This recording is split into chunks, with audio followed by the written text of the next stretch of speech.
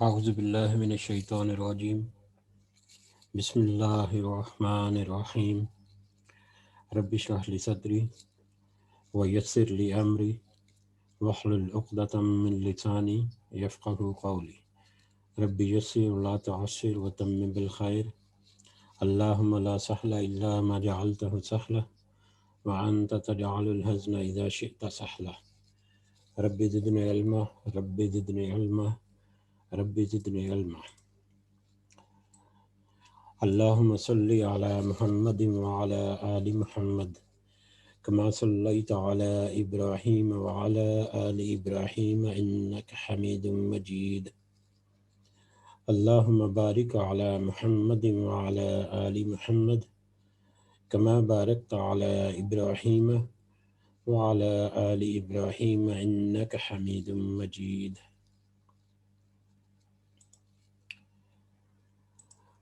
آج ہم انشاءاللہ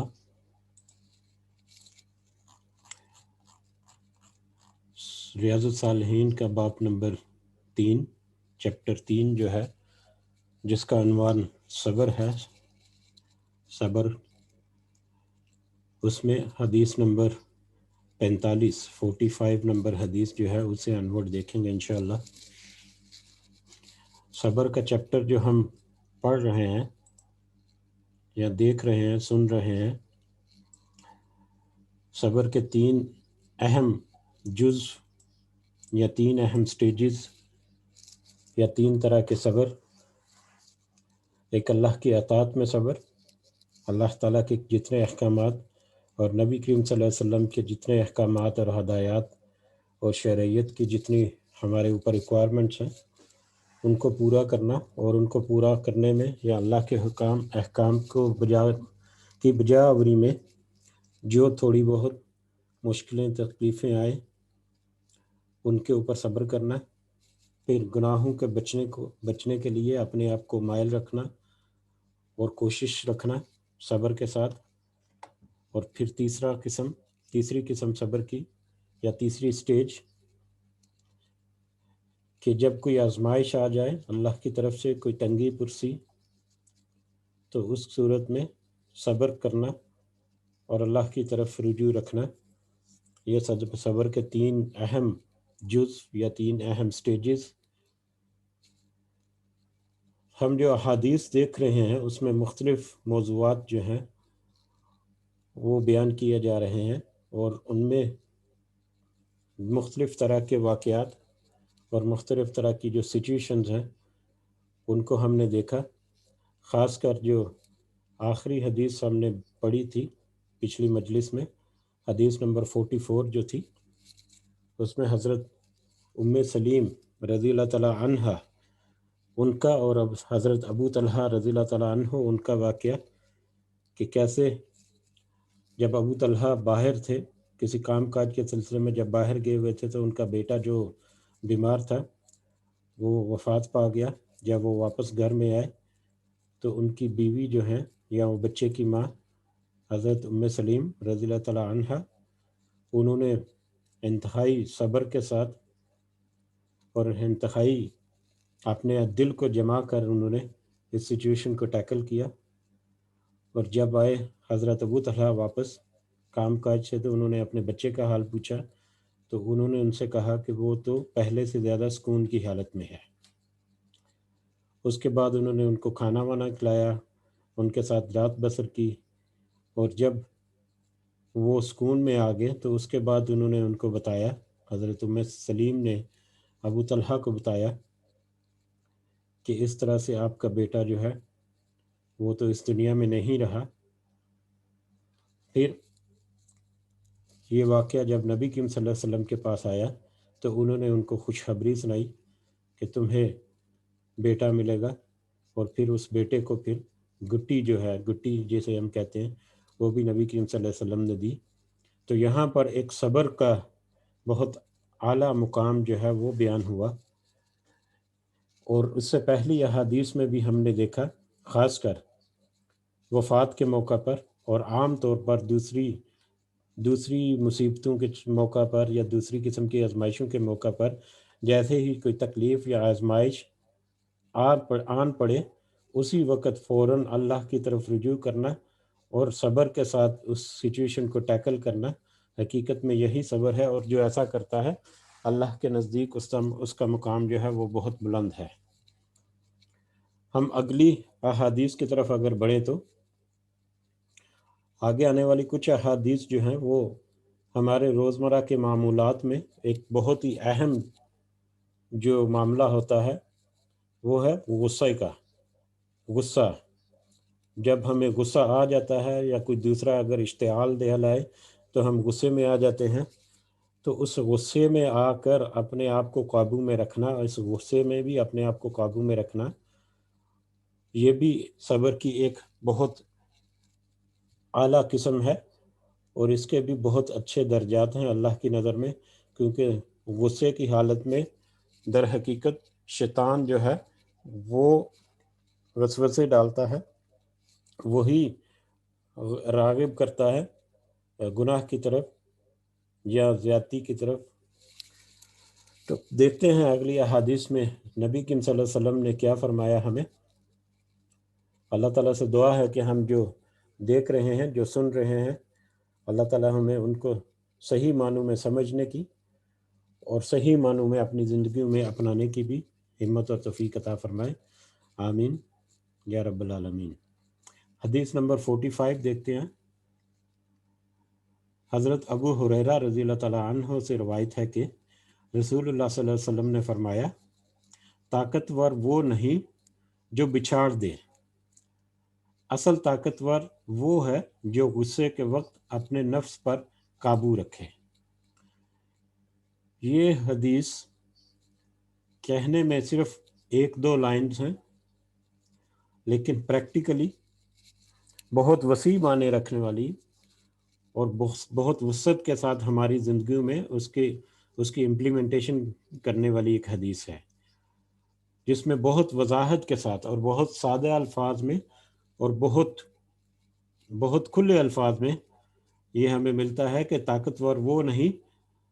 جو بچھاڑ دے۔ بچھاڑ دے کا مطلب در حقیقت جو دوسروں کو اپنے زیر تسلط کر لے، یعنی یہ دوسروں کے اوپر چڑھائی کر دے، یا دوسروں کے اوپر اپنی طاقت یا اپنی پوزیشن یا اپنا مقام اور مرتبے یا اپنی کچھ حیثیت کی وجہ سے دوسروں کے اوپر غالب آ جائے، اور ایسی صورت جس میں کوئی اس کے ساتھ کوئی ناانصافی یا کوئی ایسا معاملہ ہو جس سے اس کی کوئی حق تلفی ہو رہی ہو، یا کسی ایسے معاملے میں جہاں پر وہ اپنی بات منوانا چاہتا ہو تو وہ غصے میں آ کر یا دھونس کے ساتھ اپنی بات منوائے، اس سے بہتر ہے وہ طاقتور نہیں، بلکہ طاقتور تو در حقیقت وہ ہے جو غصے کے وقت اپنے نفس پر قابو رکھے۔ جب اس کو غصہ آئے، جب اس کو کوئی بات منوانے کے لیے تردد کرنا پڑے، تو اس کنڈیشن میں وہ اپنے آپ پر قابو رکھے، اپنے دل کو، اپنے دماغ کو پرسکون رکھے اور قابو میں رکھ کر اس سچویشن کو ٹیکل کرے۔ تو یہ ایک بہت اہم حدیث ہے، اگلی احادیث بھی اسی سے ملتی جلتی ہیں۔ تو اس سے ہمیں بہت اچھا سبق یہ ملتا ہے کہ ہر حالت میں آپ اپنے نفس کو اپنے قابو میں رکھیں، خاص کر غصے کے وقت جب آپ اپنے نفس کو اپنے قابو میں رکھیں گے تو اس کا ہمیشہ آپ کو کچھ نہ کچھ فائدہ ہی ملے گا۔ اگلی حدیث کی طرف آئیں اگر تو حدیث نمبر 46 ہے۔ حضرت سلیمان بن سرد رضی اللہ تعالیٰ عنہ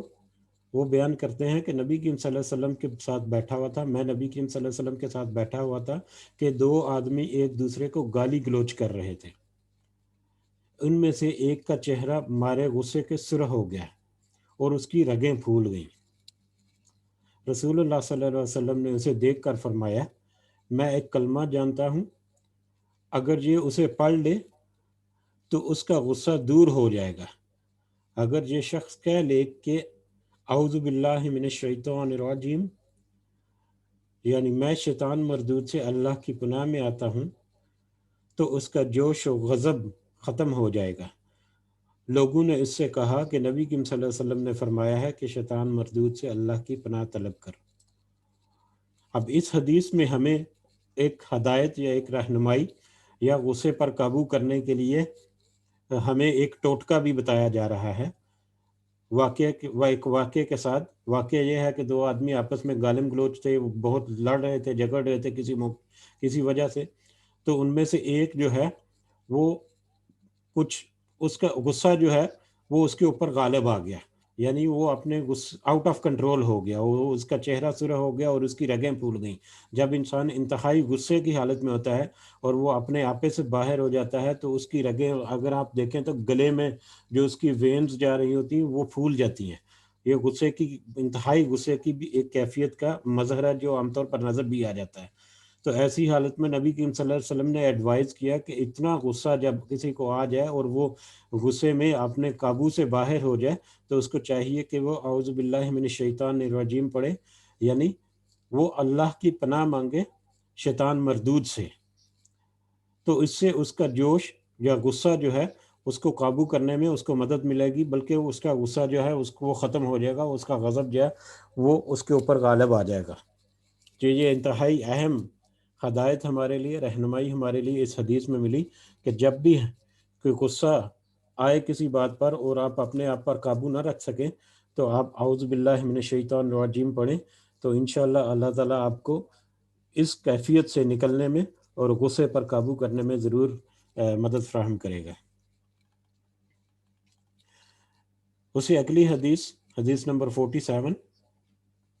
حضرت معاذ بن انس رضی اللہ تعالیٰ عنہ سے روایت ہے کہ نبی کریم صلی اللہ علیہ وسلم نے فرمایا، جو شخص غصے کو پی جائے جبکہ وہ اسے نافذ کرنے پر قادر ہو. نافذ کرنے پر قادر ہو کا مطلب کہ وہ حق پر بھی ہو، یعنی اس کی بات سچ ہو اور وہ اس کے پاس حق ہو، اس کے باوجود وہ اپنے غصے کو پی جائے، تو اللہ تعالیٰ قیامت والے دن اسے تمام مخلوقات سے کے ساتھ بلائے گا. اللہ تعالیٰ اسے قیامت والے دن تمام مخلوقات کے ساتھ بلائے گا اور اسے کہے گا کہ وہ جس حور عین کو چاہے اپنے لیے پسند کر لے. یہ ابو داؤد اور ترمذی اور امام ترمذی نے کہا کہ یہ حدیث حسن ہے. یہ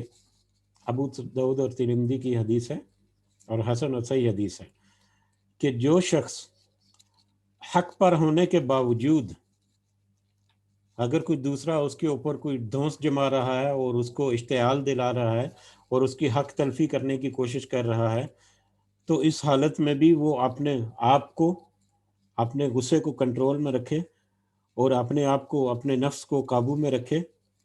اور انتہائی نرمی کے ساتھ، انتہائی مطلب پرسکون انداز میں اور حکمت کے ساتھ اس سچویشن کو ٹیکل کرے، تو اس کا بھی اجر اتنا ہے کہ اللہ تعالیٰ اسے قیامت کے دن تمام مخلوقات کے ساتھ بلائے گا اور اسے کہے گا کہ جس حور عین جو ہے وہ بہت موٹی موٹی آنکھوں والی حور جو ہے اس کو کہتے ہیں، یعنی کہ انتہائی خوبصورت حور، قیامت کے دن کی جو اجر ہیں ان میں ایک یہ بھی اجر شامل ہے جو مومن بندوں کو وہاں پر ملے گا. تو وہ پھر اللہ تعالیٰ اسے چوائس دے دے گا کہ تم جس حور عین کو پسند کر لو وہ تمہارے لیے حاضر ہو جائے گی. تو بہرحال اپنے آپ کو حق پر ہونے کے باوجود کمپرومائز کرنا، غصے سے بچانا، نہایت شفقت اور نرم دلی سے سچویشنز کو ٹیکل کرنا اور دوسری پارٹی جو بھی جس کے ساتھ معاملہ چل رہا ہے اس کے ساتھ بڑے احسن طریقے سے پیش آنا، یہ بھی صبر ہے اور اس صبر کا اجر بھی اللہ کے ہاں بہت مقبول ہے. اس کی فضیلت جو ہے وہ دیکھی جائے اگر تو اس شخص کی فضیلت اور ضبط نفس کا اجر و ثواب بیان کیا ہے جو قدرت و طاقت اور وسائل سے بہرہور ہونے کے باوجود محض اللہ کا حکم سمجھ پر غصے کو پی جائے اور غصے سے بے قابو ہو کر اپنی قوت و طاقت کا مظاہرہ نہیں کرتا، تو اس کے لیے یہ اللہ تعالیٰ کی طرف سے اجر ہے. اسی اگلی حدیث نمبر 48 یہ بخاری کی حدیث ہے. حضرت ابو ہریرہ رضی اللہ تعالیٰ عنہ سے روایت ہے کہ ایک شخص نے رسول اللہ صلی اللہ علیہ وسلم سے درخواست کی کہ مجھے وصیت فرمائیے. اکثر جو ہے صحابہ یا مومن جو لوگ ہیں وہ اس وقت وہ نبی کریم صلی اللہ علیہ وسلم سے کچھ نہ کچھ نصیحت یا کچھ نہ کچھ وصیت طلب کرتے رہتے تھے اپنے بارے میں، اور آپ صلی اللہ علیہ وسلم جو ہے ان کو ان کی شخصیت اور ان کا جو کردار ہے اس کے مطابق ان کو کوئی نہ کوئی ہدایت جو ہے وہ بھی فرماتے تھے۔ تو یہاں پر ایک شخص ہے، اب حدیث کا جو متن ہے اسے لگتا ہے کہ وہ شاید شخص ایسا ہوگا وہ جو جلدی میں غصے میں آ جاتا ہو، تو نبی کریم صلی اللہ علیہ وسلم کے پاس آیا اور اس سے درخواست کی کہ مجھے کچھ وصیت فرمائیے، مجھے کچھ ہدایت دیجیے کہ میں کیا کروں، میرے لیے کیا چیز مطلب فائدہ مند ہے۔ تو آپ نے فرمایا غضب نہ ہوا کرو۔ اس نے کئی مرتبہ اپنی درخواست دہرائی، یعنی کئی مرتبہ ان سے پوچھا کہ مجھے کوئی وصیت فرمائیے، مجھے کوئی ہدایت دیجیے۔ تو آپ صلی اللہ علیہ وسلم نے ہر مرتبہ اسے یہی وصیت کی کہ غصہ مت کیا کرو۔ اب اس صحابی کو اللہ تعالیٰ نے بار بار پوچھنے کے باوجود صرف ایک ہی وصیت کی کہ غصہ مت کیا کرو۔ اب جو غصہ جو ہے دنیاوی معاملات میں اور اپنے نفس کے معاملات میں، اپنے دینی معاملات میں، ہر طرح کے معاملات میں اپنے آپ کو غصے سے بچانا اور غصے کی سچویشن سے اپنے آپ کو قابو میں رکھنا، یہ انتہائی اہم ہے۔ اور اس ہدایت کے مطابق بھی یہ ہدایت عام اگر ہم سمجھے تو ہم سب کو ہدایت ہے کہ غصے میں مت آیا کریں اور غصے کی حالت میں اپنے آپ کو قابو میں رکھیں۔ اور پچھلی حدیث میں ہم نے پڑھا کہ اگر غصہ جو ہے وہ غالب آ جائے اور ہمارے مطلب ہم آؤٹ آف کنٹرول ہو جائیں، ہماری بس سے باہر ہو جائیں چیزیں، تو اس صورت میں اعوذ باللہ من الشیطان الرجیم اگر پڑھیں تو ہم غصے پر قابو پا سکتے ہیں۔ حدیث نمبر 49، حضرت ابو ہریرہ رضی اللہ تعالیٰ عنہ سے روایت ہے کہ رسول اللہ صلی اللہ علیہ وسلم نے فرمایا کہ مومن مرد اور مومن عورت پر اس کی جان، اولاد اور مال میں آزمائشیں آتی رہتی ہیں، جن سے اس کے صغیرہ گناہ معاف ہوتے رہتے ہیں، اور کبیرہ گناہوں سے مومن ویسے ہی اجتناب کرتے ہیں، یہاں تک کہ جب وہ اللہ کو ملتے ہیں ان کو موت آتی ہے، جب وہ اللہ کو ملتے ہیں تو ان پر کوئی گناہ نہیں ہوتا۔ اس کو ترمذی نے روایت کیا ہے اور اس کی سند حسن صحیح ہے۔ اب اس حدیث میں جو مومن مرد اور عورت جو ہیں ان کے اوپر کسی نہ کسی طرح سے کچھ نہ کچھ آزمائشیں چھوٹی بہت آتی رہتی ہیں۔ اس کا تذکرہ ہم نے پچھلی احادیث میں، یہ پچھلی مجلسوں میں بھی کیا تھا کہ کیسے اللہ تعالیٰ جو ہے اپنے مومن بندوں کو یا جن سے اللہ تعالیٰ محبت کرتا ہے ان کو آزمائشیں دے کر بھی ان کو آزماتا رہتا ہے۔ اور جو صحیح معنوں میں مومن بندے ہیں، جو صحیح معنوں میں اللہ اور اس کے نبی صلی اللہ علیہ وسلم پر ایمان لانے والے ہیں اور اسی پر یقین رکھتے ہیں، تو وہ کسی بھی آزمائش کی صورت میں سب سے پہلے اللہ ہی کی طرف پلٹتے ہیں، اللہ ہی کی طرف رجوع کرتے ہیں۔ تو اللہ تعالیٰ ان کو ہلکی پھلکی آزمائشیں جو ہے وہ دیتا رہتا ہے تاکہ اس کا بندہ، اللہ کا بندہ جو ہے وہ اس کے اور زیادہ قریب ہوتا جائے۔ اور جیسے کوئی آزمائش دیتا ہے اس سے اس کی طاقت بڑھتی ہے، اس کا اللہ کے اوپر ایمان اور زیادہ بڑھتا ہے، اور اس کے جو اجر اور ثواب جو ہیں ان میں بھی اضافہ ہوتا رہتا ہے۔ اور اس حدیث میں بھی اللہ تعالیٰ نے یہی فرماتا ہے، رسول اللہ صلی اللہ علیہ وسلم نے یہی فرمایا کہ مومن مرد اور عورتوں پر اس کی جان، اولاد اور مال، یہ دنیا کی چیزیں ہیں، اس کی جان، اس کے آل اولاد جو ہیں، اس کے بال بچے اور اس کے مال جو ہیں، رزق میں کبھی کمی ہونا، کچھ آدگی ہونا یا اس طرح کے معاملات، کبھی تنگ دستی ہو جانا، کبھی کوئی پرافٹ ہونا، کبھی لاس ہو جانا، کبھی مطلب کوئی ضرورتیں ایسی پڑ جانا جن کو پورا نہیں ہوتے، اولاد کے بہت سارے مسائل ہوتے ہیں، اولاد کی پرورش کے، ان کے مطلب فیوچر کے، اور اس کے علاوہ مطلب خدا نہ خواستہ اولاد کا اللہ کے پاس چلے جانا جو ہے، اولاد کی وفات جو ہے، یہ تو ایک بہت ہی بڑی آزمائش ہے، جس کی ایک حدیث بھی ہم نے صبر کے بعد میں ہی پڑھی تھی، ایک عورت کا جس میں تذکرہ ہوا۔ تو اور اس کے علاوہ جان، تو یہ ساری آزمائشیں جو ہیں یہ آتی رہتی ہیں، یہ مومن بندوں کے ساتھ آتی رہتی ہیں۔ اور اگر وہ مومن بندہ اللہ کے ساتھ، اللہ کی طرف رجوع کرے ہمیشہ، اور اس کے اوپر کوئی بھی اس طرح کی مصیبت یا تکلیف یا آزمائش آئے تو اس کو وہ اللہ کی طرف سے سمجھ کر اللہ کی طرف اور زیادہ قرب حاصل کرنے کی کوشش کرے، تو اس سے اس کے صغیرہ گناہ، اس کے چھوٹے موٹے گناہ جو ہیں وہ اس کے معاف ہو جاتے ہیں۔ اور اس حدیث میں ایک بہت اہم نقطہ یہ بھی ہے کہ کبیرہ گناہوں سے مومن ویسے ہی اجتناب کرتے ہیں۔ مومن بندہ، صحیح مومن بندہ جو ہے، جو نماز پڑھتا ہے، روزے رکھتا ہے، جو اللہ تعالیٰ کے احکامات کی پاسداری کرتا ہے، اور جو حقوق العباد کو بھی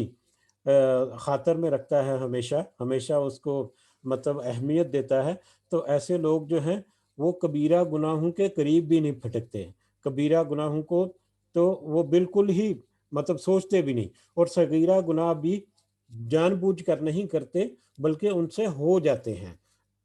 مطلب یہی، اب روزہ جو ہے، آج کل رمضان کا مہینہ ہے، تو روزے میں کہا جاتا ہے کہ روزے میں کس چیز سے بچنا ہے؟ کچھ حلال چیزوں سے بچنا ہے. ٹھیک ہے، حلال چیزوں میں کچھ کھانا کھانے پینے سے، اور مطلب عورتوں کے پاس جانے سے روزے کی حالت میں. ٹھیک ہے،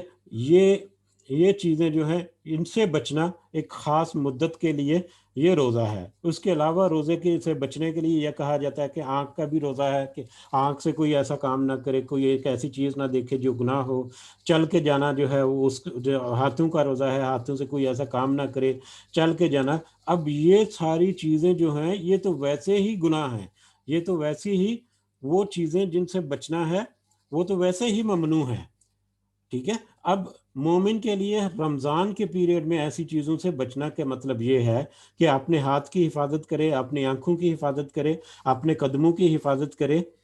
ٹھیک ہے، اپنے دل کی حفاظت. تو اس کا مطلب یہ ہوتا ہے کہ عام سچویشن میں ایک مومن جو ہے وہ مطلب کہہ لیں کہ وہ جانے انجانے میں اس سے کچھ چیزیں ایسی سرزد ہو جاتی ہیں جو روزمرہ کے معمولات میں کبھی مطلب پیش ہو جاتی ہیں، جس کو وہ زیادہ مطلب زیادہ اہمیت دے کر نہیں دیتا، لیکن جب اس کو پتہ چلتا ہے تو یقیناً وہ اس پر پچھتاتا ہے، اور اس کے اوپر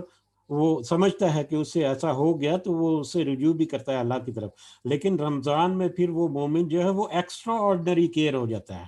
مومن، صحیح مومن بندہ جو ہے عام دنوں میں بھی وہ اپنی آنکھوں کی حفاظت کرے گا، اپنے ہاتھوں کی حفاظت کرے گا، اپنی شرمگاہ کی حفاظت کرے گا، اپنے قدموں کی حفاظت کرے گا. لیکن رمضان کے حالت میں وہ ایکسٹرا آرڈنری کیئر ہو جاتا ہے. یہ مومن کی نشانی ہے. ٹھیک ہے، تو کبیرہ گناہوں سے تو مومن ویسے ہی اجتناب کرتا ہے، اور صغیرہ گناہ جو چھوٹے موٹے جو اسے سرزد ہو جاتے ہیں نہ چاہتے ہوئے بھی یا غیر شعوری طور پر، تو اللہ تعالیٰ ان گناہوں کو معاف کر دیتا ہے. تو یہ آزمائش میں صبر کرنے کی ایک بہت بڑی فضیلت جو ہے وہ اس حدیث سے ہمیں ملتی ہے.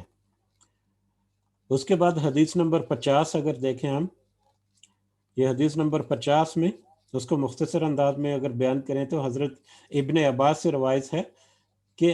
عیینہ بن حسن جو ہیں وہ اپنے بتیجے حر بن قیس کے پاس آئے. حر بن قیس، یہ حر جو ہیں یہ حضرت عمر کے ہم نشین تھے یا ان کے مشیر تھے، ان کے پاس آنا جانا تھا، بہت قریب تھے ان کے. تو وہ حضرت یہ جو حسن ہیں عیینہ بن حسن، انہوں نے اپنے بتیجے حر سے کہا کہ میری ملاقات کرا دو حضرت عمر سے. چنانچہ حر نے حضرت عمر سے ملاقات جو ہے وہ طے کرا دی. اب یہاں سے ان کا آتا ہے کہ جب حضرت عیینہ اندر آئے، یعنی حضرت عمر کے پاس ملنے کے لیے آئے، تو حضرت عمر سے کہنے لگے کہ اے ابن خطاب رضی اللہ تعالیٰ عنہ، اللہ کی قسم تو ہمیں زیادہ عطیہ دیتا ہے اور نہ ہی ہمارے ساتھ عدل سے فیصلہ کرتا ہے. یعنی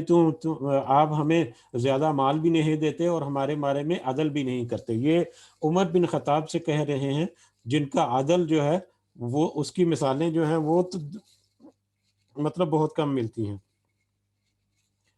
تو خیر، جب حضرت عمر نے یہ سنا تو وہ غضبناک ہو گئے، وہ غصے میں آ گئے، اور اتنا غصہ آ گیا ان کو کہ انہوں نے ان کو اسے مارنے کا ارادہ کیا. جب یہ سچویشن دیکھی تو حر بن قیس جو ہیں انہوں نے کہا کہ امیر المومنین، اللہ تعالیٰ نے اپنے پیغمبر سے کہا کہ عفو درگزر اختیار کریں، نیکی کا حکم دیں اور جاہلوں سے اعراض کریں. سورہ اعراف کی آیت نمبر 199 انہوں نے پڑھ کر سنائی. جب انہوں نے یہ آیت پڑھی اس کے بعد ساتھ یہ بھی کہا کہ اور یہ میرا چچا جو ہے، میرا چچا بھی جاہلوں میں سے ہیں. اللہ کی قسم جس وقت حر نے اس آیت کی تلاوت کی، عمر رضی اللہ تعالیٰ عنہ اسے سن کر ذرا آگے نہ بڑھے. وہ اسی وقت انہوں نے رک گئے اور اسی وقت انہوں نے اپنے غصے کو قابو میں کر لیا، اور حضرت عمر جو ہیں، عمر رضی اللہ تعالیٰ عنہ اللہ کی کتاب کے پاس یعنی اس کے حکم کا سن کر ٹھہر جانے والے تھے. یعنی اللہ کے حکموں کی پاسداری کرنے والے تھے۔ اب اس حدیث میں بھی حضرت عمر رضی اللہ تعالیٰ عنہ جب وہ غصے میں آ گئے تو ان کے اوپر ایک آیت کی تلاوت کی گئی، اور جیسے ہی انہوں نے اس آیت کو سنا فوراً سے پہلے انہوں نے اپنے غصے کو قابو میں کیا، کیونکہ اللہ کا حکم ہے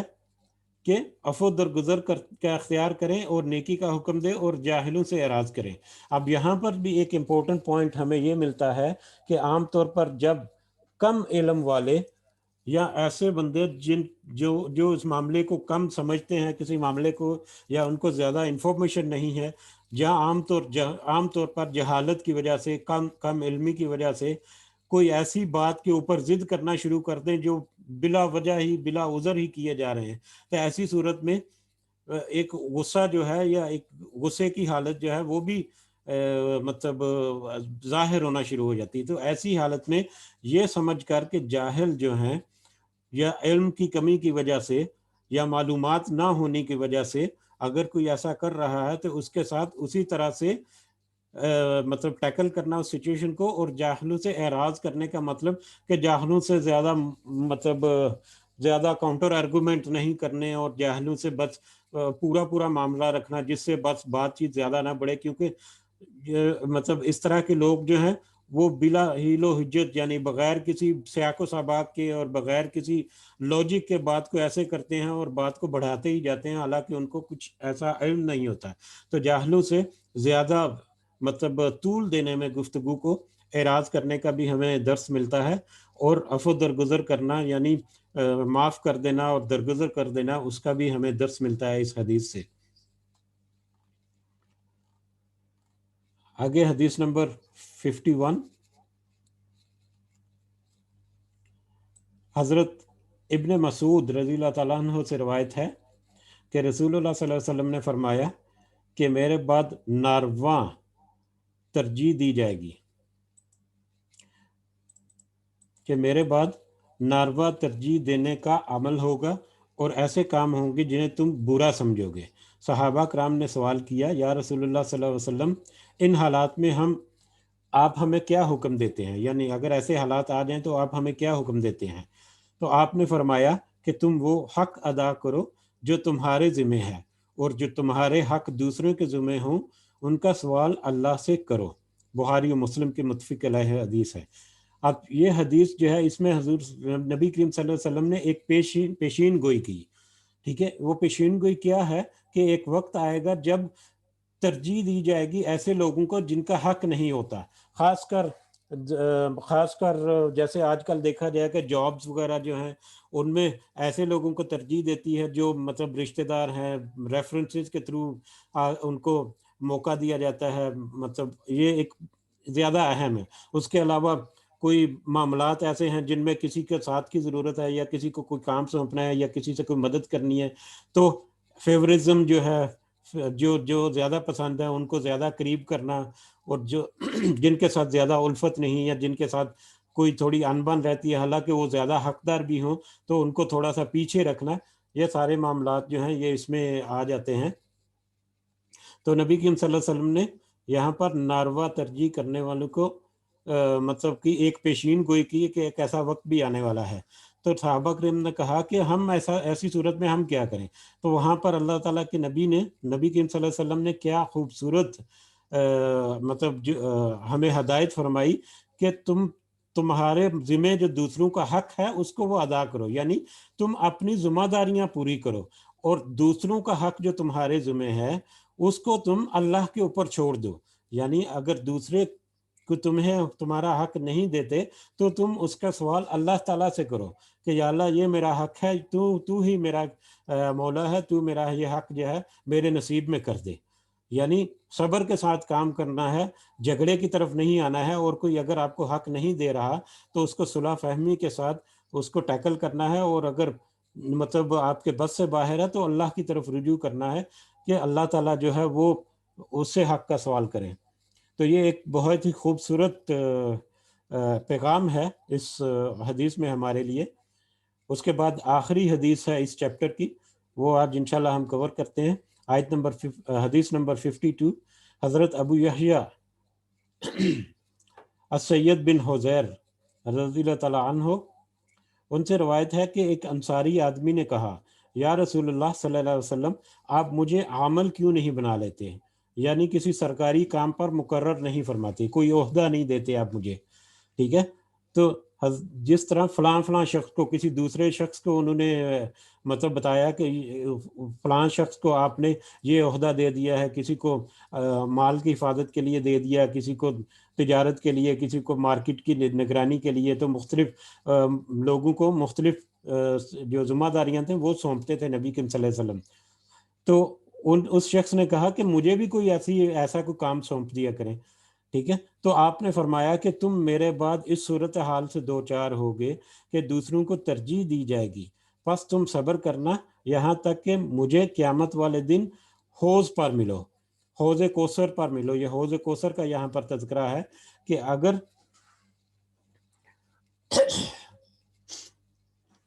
کہ یہاں پر پچھلی حدیث جو پڑھی تقریباً وہی سبق جو ہے ہمارے پاس ہے کہ ایک وقت ایسا آئے گا جب ترجیح جو ہے وہ ناحق دی جائے گی، ایسے لوگوں کو دی جائے گی ترجیح جن کا حق نہیں بنتا ہوگا، اور زیادہ حقدار لوگ جو ہیں ان کو پیچھے کر دیا جائے گا یا پسے پش ڈال دیا جائے گا، زیادہ ان کو اہمیت نہیں دی جائے گی. تو اس حدیث میں بھی نبی کریم صلی اللہ علیہ وسلم نے فرمایا کہ تم میرے بعد ایسی صورتحال سے دو چار ہو جائے گے، تمہارے لیے آئندہ ایسی صورتحال ہو جائے گی، تو تم اس پر اگر صبر کرو، تم اس پر صبر کرنا، تم اس پر اگر صبر کرو گے تو تم مجھے حوض کوثر پر ملو گے. اور حوض کوثر ایک ایسا حوض ہے جس میں نبی کریم صلی اللہ علیہ وسلم جو ہے اپنے ہاتھ سے اپنی امت کے لوگوں کو پانی پلائیں گے، اور وہ حوض کا پانی جو پی لے گا اس کی پیاس جو ہے وہ ہمیشہ کے لیے ختم ہو جائے گی. تو اتنا اہم مقام اور مرتبہ یہاں پر ہے. بلکہ وقت ملے گا اگر تو حوض کوثر کی اگر بات کریں تو ایک حدیث ہے کہ کچھ ایمان والے جو ہیں وہ حوض کوثر پر آئیں گے، لیکن ان کو نبی کریم صلی اللہ علیہ وسلم سے دور ہٹا دیا جائے گا. نبی کریم صلی اللہ علیہ وسلم نے کہیں گے کہ یا اللہ یہ تو میرے امتی ہیں، یہ تو لوگ میری شریعت پر عمل کرنے والے ہیں، کہ ان کو یہاں سے حوض کوثر سے یا مجھ سے دور کیوں ہٹایا جا رہا ہے؟ تو پھر اللہ تعالیٰ کہیں گے کہ تمہیں نہیں پتا، نبی کریم صلی اللہ علیہ وسلم کو کہیں گے کہ آپ کو نہیں پتا کہ انہوں نے آپ کے بعد کس طرح کی بدعات ایجاد کر لیں، کس طرح کی بدعتیں انہوں نے دین میں کس طرح سے انہوں نے بدعات کا اضافہ کیا. تو یہ ایک بہت اہم حدیث ہے، اس کا میں ریفرنس کبھی ڈھونڈ کر مطلب ذکر کریں گے، بلکہ قرآن کی ٹرانسلیشن میں قریب بھی آ جائے گا اس طرح کا موضوع بھی. تو حوض کوثر جو ہے ایک انتہائی اہم مطلب معاملہ ہے قیامت کے دن، جو اللہ تعالیٰ جو ہے اپنے امتیوں کو اپنے ہاتھوں سے حوض کوثر کا پانی پلائیں گے، اور اس میں ایسے شخص بھی شامل ہوں گے جو اس بات پر صبر کریں گے کہ ان کا حق نہ دیا جائے، اور وہ اللہ کی طرف رجوع رکھیں گے اپنے حق کے حصول کے لیے. تو آج ہم نے باب نمبر 3 جو ہے اس کو، اچھا آگے ایک اور حدیث ہے، یعنی وہ میں بھول گیا بالکل. اس حدیث کا میں مختصر بتا دیتا ہوں تاکہ آج یہ چیپٹر ختم ہو جائے، کہ اس میں نبی کریم صلی اللہ علیہ وسلم نے ایک جنگ کے موقع پر آپ نے دشمن کے آمنے سامنے جب تھے آپ نے پہل نہیں کی بلکہ انتظار فرمایا اور لڑائی کو مؤخر کر دیا، یہاں تک کہ سورج ڈھل گیا، سارا دن گزر گیا، رات ہو گئی. جب شام ہو گئی تو آپ صلی اللہ علیہ وسلم نے اپنے لشکر کو فرمایا کہ دشمن کے ساتھ لڑائی کی آرزو مت کرو، یعنی یہ ہر وقت خواہش مت کرو کہ تمہارا دشمن کے ساتھ آمنا سامنا ہوتا رہے، بلکہ اللہ سے عافیت ہی طلب کیا کرو. یعنی لڑائی جھگڑے کی بجائے عافیت، یعنی مطلب صلح جو ہے اس کو ہی پسند کیا گیا ہے. لیکن اگر ایسا موقع آ جائے کہ تم دشمن کے ساتھ تمہاری مٹ بھیڑ ہو جائے، یعنی دشمن کے ساتھ تمہاری فیس ٹو فیس جنگ شروع ہو جائے، تو اس صورت میں ثابت قدم رہنا ہے، اور یہ جان لو کہ جنت تلواروں کے سائے تلے ہے. نبی کریم صلی اللہ علیہ وسلم نے دعا فرمائی کہ اے کتاب کے اتارنے والے، یعنی کہ اے اللہ بادلوں کو چلانے والے اور دشمن کے لشکروں کو شکست دینے والے، ان کو شکست فاتح سے دو چار فرما اور ان کے مقابلے میں ہماری مدد فرما. یہ حدیث جو ہے اس میں بھی جنگ کے بارے میں، جنگ میں صبر کرنا، یعنی دشمن کس بھی طریقے سے آپ کو مطلب اذیت دے رہا ہے ذہنی طور پر بھی اور معاشرتی طور پر بھی، لیکن فیس ٹو فیس جنگ کرنے سے صبر کرنا اور حد یعنی کہ ایک حد تک جہاں تک ممکن ہو جنگ سے اجتناب کرنا، یہ انتہائی اہم معاملہ ہے اور اسی میں عافیت سمجھی گئی ہے۔ لیکن جب چاروں طرف کوئی چارہ نہ چلے اور پانی جب سر سے نکل جائے تو اس وقت جو ہے وہ لڑائی جو ہے وہ یقیناً زیادہ اہم ہے، اور اس صورت